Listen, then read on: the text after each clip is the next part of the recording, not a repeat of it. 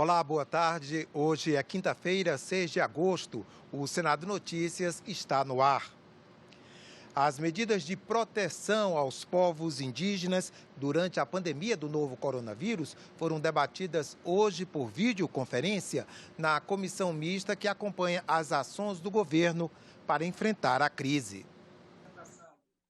O primeiro a falar foi o representante do Ministério da Saúde. Disse que a pasta vem atuando desde cedo na prevenção da pandemia entre comunidades indígenas. Desde o primeiro momento, houve sim um plano de contingência para atender essas populações. Lembrando que nós temos aí uma população de 755 mil indígenas, esses números variam.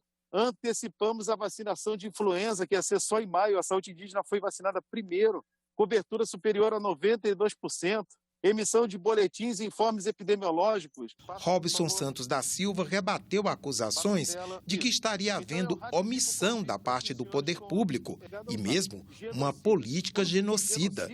Você está acusando 14.200 profissionais que estão em área lutando todo dia de genocida. Então, eu não vejo isso, eu acho isso aí um absurdo.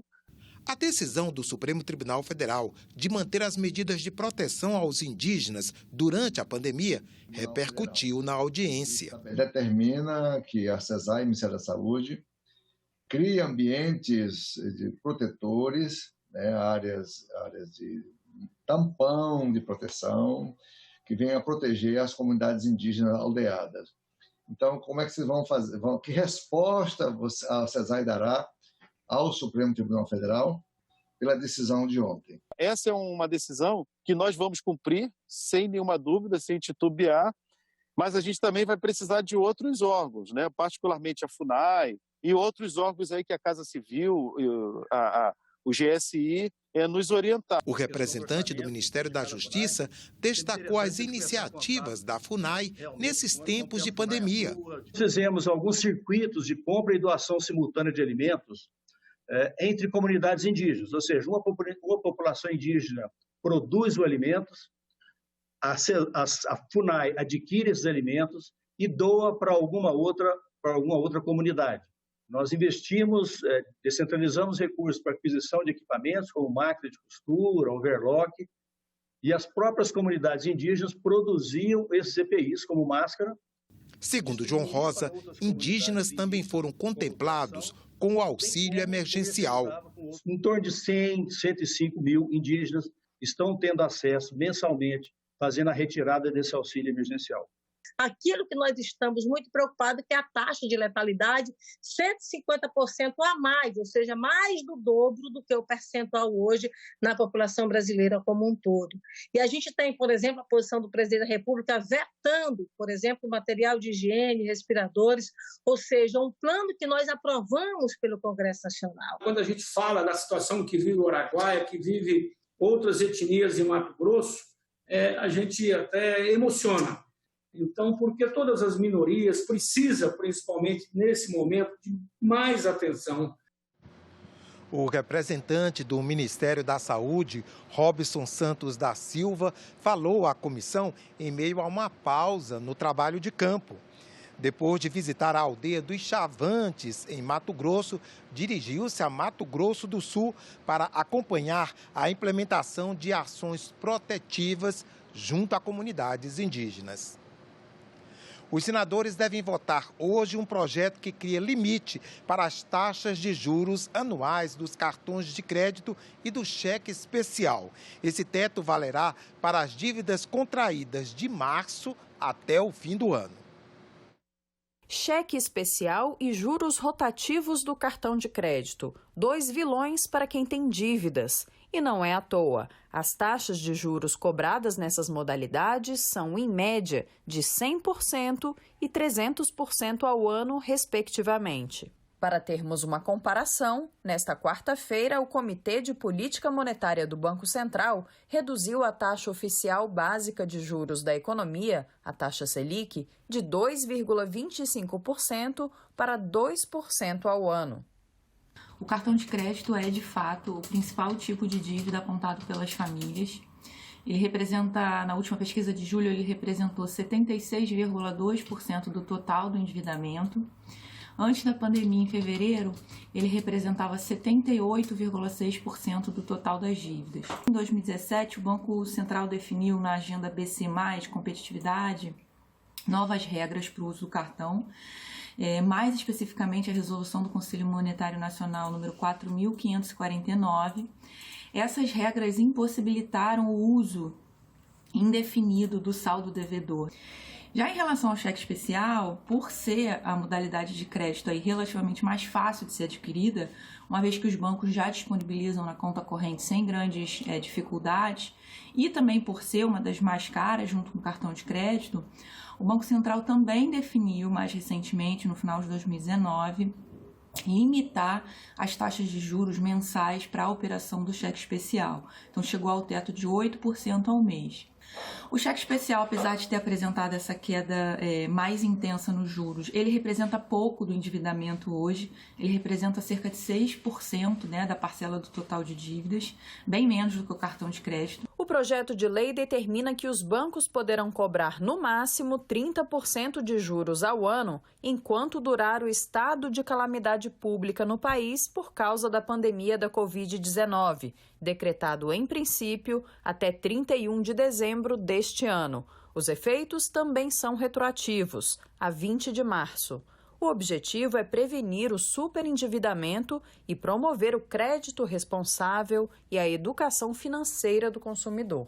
Esses juros são um absurdo do que os bancos têm implementado para o nosso correntista, para o nosso contribuinte. As pessoas se sentem lesadas com essas altas taxas de juros, principalmente agora no momento difícil que o Brasil está vivendo da pandemia, e é preciso que isso seja regulamentado, seja regularizado. De acordo com o autor da proposta, pelo menos 76 países já determinam um limite nas taxas de juros. Portugal, 15%, Japão, de 15% a 20%, os Estados Unidos, de 6% a 14%, dependendo do estado, porque os estados possuem autonomia, a Colômbia, 18%, a Espanha. Em março, o banco cobrou 27%, foi condenado na Suprema Corte por usura, crime de usura. Lá se estabeleceu o limite de 24%, de 18% a 24%. Em todo o mundo é assim, porque o Brasil tem que ser diferente. Os bancos constituíram um oligopólio, 5 grandes bancos são responsáveis por cerca de 90% do crédito no país, e decidem quanto devemos pagar. Outras 4 propostas estão na pauta de hoje do plenário. Regras para contratos públicos durante a pandemia, permissão da mudança no regime de tributação em 2020, de baseado no lucro presumido para o baseado no lucro real, cancelamento da política de estímulo ao transporte rodoviário interestadual e internacional de passageiros e a revalidação de diplomas expedidos por instituições de educação superior estrangeiras. Além disso, os senadores também devem votar o texto de um acordo internacional, o Protocolo de Nagoya, que trata do acesso a recursos genéticos e da repartição dos benefícios da exploração da biodiversidade. O plenário virtual do Senado aprovou nesta quarta-feira 3 projetos. Um deles autoriza o uso do salário educação para pagar professores. O projeto permite, durante o período de calamidade pública, que os recursos do salário educação sejam utilizados para pagar o salário dos profissionais da área. Hoje, esse dinheiro é repartido em cotas entre União, estados, municípios e Distrito Federal e só pode ser usado para investimentos em políticas públicas educacionais. É importante a desvinculação dessas receitas nesse período de calamidade para darmos maior possibilidade de ajustes nas contas públicas dos municípios. De acordo com a Confederação Nacional dos Municípios, a previsão de queda na arrecadação de maio até o final do ano em relação a 2019 alcança o déficit de 63 bilhões de reais nas contas públicas municipais. A proposição se refere a pagamento de pessoal sem especificações, para evitar quaisquer interpretações equivocadas ou dúbias que gerem ou possam gerar necessidade de corrigir eventuais desvios. É preferível ser redundante e esclarecer que se trata de pessoal da educação básica pública. Também foi aprovada uma ajuda para agricultores familiares durante a pandemia. Os agricultores que não foram contemplados pelo auxílio emergencial do governo vão ter o direito de receber R$ 3.000 parcelados em 5 vezes de R$ 600. Mulheres chefes de família podem receber R$ 6.000. O texto também prevê incentivo à atividade produtiva no valor de R$ 2,5 mil para famílias abaixo da linha da pobreza. Hoje, a agricultura familiar, todos sabem, é responsável pela produção de cerca de 70% dos alimentos que chegam para o povo brasileiro vem da agricultura familiar. Além de produzir alimento saudável, inclusive que vai ao encontro da segurança alimentar e nutricional do nosso país. Os senadores também aprovaram um projeto que confirma a participação do Brasil como membro fundador do Banco Asiático de Investimento em Infraestrutura. Com sede em Pequim, na China, o banco foi fundado em 2016 e atua em projetos de infraestrutura e desenvolvimento sustentável na Ásia. Atualmente conta com 70 membros efetivos e 23 países em processo de associação. Os sintomas da Covid-19 são sentidos também no bolso do cidadão. Muita gente perdeu o emprego ou a fonte de renda com medidas de contenção do vírus. A população mais pobre é a que mais deve sentir. E como ficam as contas de quem não tem dinheiro entrando em caixa? Pensando nisso, o senador Rodrigo Cunha propôs uma moratória ao contrato de alguns serviços que ele considera essenciais. A crise econômica causada pelo coronavírus pode levar mais de 14 milhões de brasileiros à pobreza. Um estudo das Nações Unidas projetou cenários em que a redução de renda e consumo podem chegar a 20%. Com isso, vai ficar mais difícil deixar as contas em dia. Um projeto do senador Rodrigo Cunha quer garantir que, pelo menos aqueles contratos considerados essenciais, tenham um pagamento suspenso sem o corte de serviço. O texto considera serviços essenciais o fornecimento de energia elétrica, o fornecimento de água e a coleta de esgoto, o fornecimento de gás de cozinha encanado, a telefonia fixa e móvel e o provimento de internet móvel. Depois do dia 31 de dezembro, o consumidor deve pagar em até 6 vezes, sem incidência de juros, os valores que ficarem em aberto. A regra vale para contratos entre o dia 1º de abril até o dia 20 de dezembro deste ano. O projeto também permite que outros consumidores, e não só os de baixa renda, façam um pedido de moratória.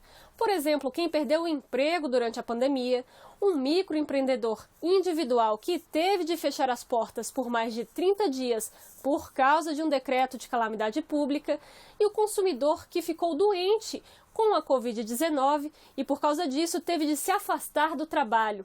Pelo texto do projeto, o requerimento de moratória deve ser feito eletronicamente e deve ter também documentos que comprovem que a pandemia afetou o orçamento familiar. Contratos de previdências privadas, seguros, assistência à saúde e operações de crédito também podem ser objeto de moratória. A Federação Brasileira de Bancos acredita que uma moratória pode dificultar a oferta de crédito e retrair investimentos. E lembra que os bancos vêm renegociando as dívidas dos clientes desde o início da pandemia. A recessão será pior se o risco de crédito e inadimplência não forem mitigados. Isso pode, inclusive, gerar impactos negativos na oferta de crédito.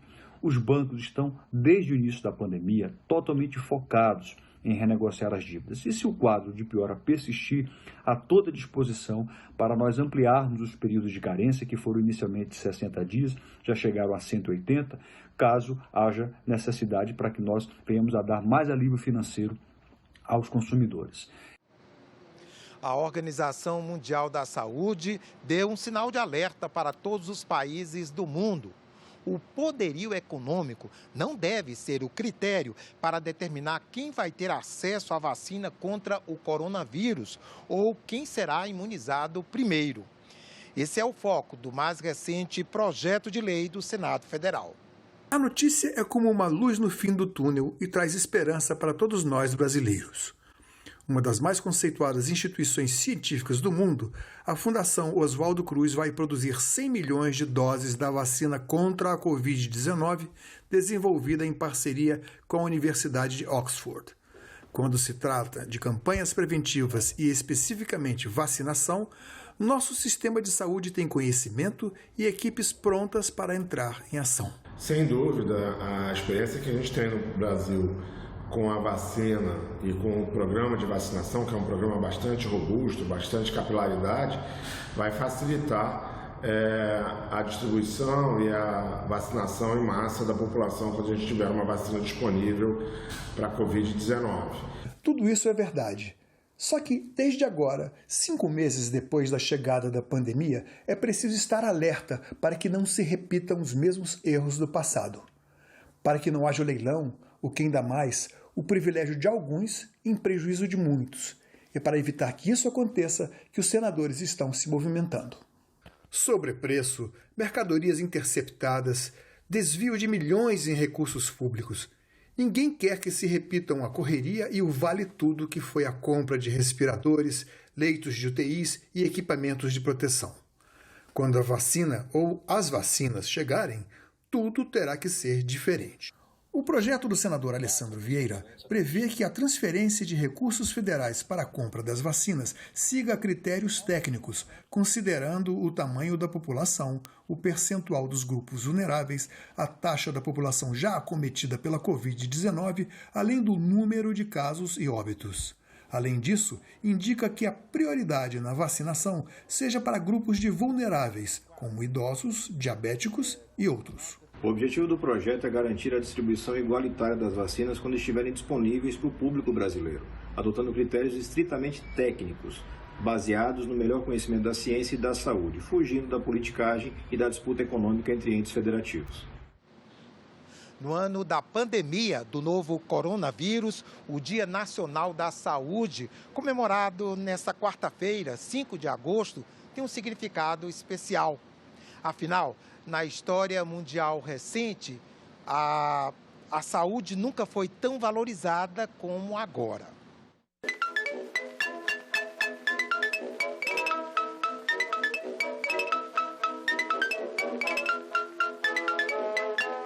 O ano é 1904, a luta contra a varíola e a revolta por causa da lei que obrigava toda a população a se vacinar. A medida, considerada abusiva, foi um pedido do então diretor-geral de Saúde Pública, Dr. Oswaldo Cruz, ao Congresso Nacional.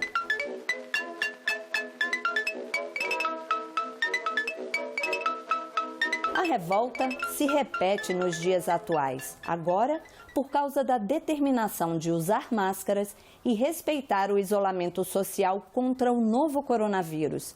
Cenas de violência e arrogância causam perplexidade, enquanto a humanidade anseia por uma vacina.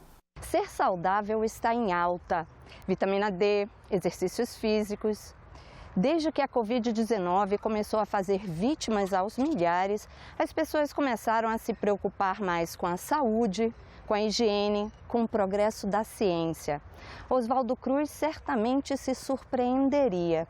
E é em homenagem a ele, que tanto fez para prevenir doenças, que o 5 de agosto, data do seu aniversário, foi escolhido como Dia Nacional da Saúde. Uma oportunidade para conscientizar a população. Não temos esse hábito de divulgação de higiene, medidas de higiene, como que nós devemos escovar o dente, lavar as mãos, manter distanciamento. É fundamental que isso, inclusive, influencie as crianças, que nós ensinemos as crianças sobre esses hábitos de higiene, que elas realmente sedimentem isso e façam dessa forma para sempre. Se a saúde engloba os aspectos físico, mental e social de um indivíduo, o brasileiro tem motivos de sobra para se preocupar. A pandemia tem agravado as desigualdades econômicas, afastado as pessoas de amigos e familiares e afetado a sanidade mental de muita gente. A questão psicológica da crise atual é o foco de um dos projetos em análise no Senado. O autor, senador Assir Gurgax, propõe que o SUS crie um programa para atender pacientes com distúrbios psíquicos causados pelo isolamento social. A atenção às pessoas com abalo emocional deve ser intensificada nesse momento pelo nosso Sistema Único de Saúde, o nosso SUS, com a adoção de um programa que ofereça assistência psicológica a essas pessoas que estão, nesse momento, em sofrimento emocional em decorrência do isolamento social. Lembra da revolta da vacina que eu mencionei no início da reportagem? Pois é, o episódio tem outra coisa em comum com a pandemia que a gente está vivendo hoje de coronavírus. Naquela época também tinha fake news. Corria o boato de que quem tomasse a vacina podia ficar com feições bovinas, porque a vacina era feita com pústulas de vacas doentes. Depois da revolta, a obrigatoriedade da vacinação foi suspensa, mas com o aumento de casos, as pessoas buscaram a imunização. Então, a pergunta que não quer calar é a seguinte: será que agora, depois dessa experiência com a pandemia do novo coronavírus, o nosso comportamento vai mudar em relação à prevenção de doenças? Uma coisa que vai mudar, pelo menos para mim, eu acho que para muita gente, é ter mais consciência de casa e das coisas que precisa para casa e de arrumar a casa. Eu acho que um dos hábitos que eu definitivamente vou manter vai ser higienizar as mercadorias que a gente traz do mercado e da rua. O álcool em gel, isso vai continuar, o cuidado de quando chegar da rua, né, ter um cuidado especial com a roupa que estava fora. Eu não sou muito otimista em relação a isso, não. Acho que no longo prazo as pessoas vão esquecer e vai voltar ao normal, né, total, né. Tem muita gente que já não está aguentando mais o isolamento, né? Que já quer aglomerar, já tem gente que já está aglomerando, que não está se importando mais com a doença. O brasileiro é afetivo, ele gosta de contato, pele com pele, e isso aos poucos vai voltando.